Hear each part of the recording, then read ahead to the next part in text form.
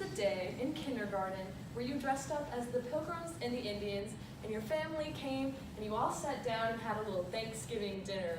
And yeah, that's me. So, and you remembered that the Pilgrims and the Indians loved each other and sat down and had a really nice meal. That's not exactly how this story goes. Now, for most people, Thanksgiving is a wonderful day where you sit down with your family and you eat some good cooking and you talk about how thankful you are for each other and everything in your lives. And trust me, I really hold this Thanksgiving dear to my heart. It's probably one of my favorite days. So when I heard the actual truth surrounding the first Thanksgiving in early America, I was really, really confused and wasn't quite sure how we got this wonderful day from that interesting time. So the three main things that come to mind when I think of Thanksgiving are the relationship between the Pilgrims and the Indians, Squanto, the friendly Indian who helped guide the Pilgrims in their first time in America, and everyone's beloved Disney movie, Pocahontas. So first, the Pilgrims. So the Pilgrims came to America on the Mayflower in 1620.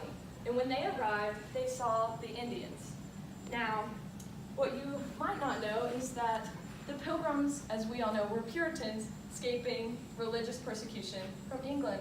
But actually, only 1/3 of the Pilgrims were Puritans. The rest of them were just people trying to get better economic opportunities. And when the Pilgrims landed in America, the natives had never seen people from another place, so they didn't have they'd never seen anyone. So when the Pilgrims came, they brought along diseases that the natives didn't have any immune system or any medicine for.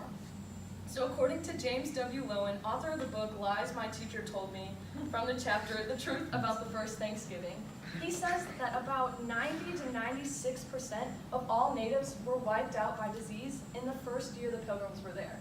So the Pilgrims accidentally almost eliminated all the natives with even doing anything at all. Also, they believed that they were above the natives and that they deserved the land, and that the natives who had been there for centuries with structured governments, religions, and cultures were savages. And so these people took over their land and pushed them almost out. So now they're sick and they have nowhere to live. I don't think that's a very good relationship like we believe to be true in the original story. So, the most friendly Indian to Squantum, or Squanto as we call him, he was around when the Pilgrims came, and he helped them he taught them how to plant pumpkins, squash, and corn. And he helped translate because he knew a little English. And he was their translator, their peacekeeper, helped them trade, and really established them when they first got there. But if you ever wondered why Squanto knew English, according to James W. Lowen, it's because he was kidnapped at a very young age and brought over to Britain to serve under a British merchant who later on financially financed the Mayflower. So at a really young age, like he was about 9 or 10 years old, and he was kidnapped from his tribe and brought over to be a slave. And so years later, about 9 years it says he served this man, the British merchant arranges him back, passage to Massachusetts, and that is how he was there when the Pilgrims arrived on the Mayflower. So the man who was the biggest help to the Pilgrims was actually kidnapped by their own people and forced into slavery, but he was a really, really nice guy and decided to help them out anyway. So that part of Squanto being a really friendly Indian, helping out the Pilgrims a bunch, is actually really true. Okay, so now, everyone's favorite Disney story, Pocahontas. So if you don't remember the plot of Pocahontas, it's that John Smith comes over to America and he falls in love with the beautiful daughter of the chief, and they get married and fall in love. So it's a really nice tale and everyone believes it to be true. But this is actually the most sick and twisted, morbid story out of everything. So when John Smith arrived to America, Pocahontas is only 10 years old. So it's actually really unlikely that they fell in love like we believe to be true.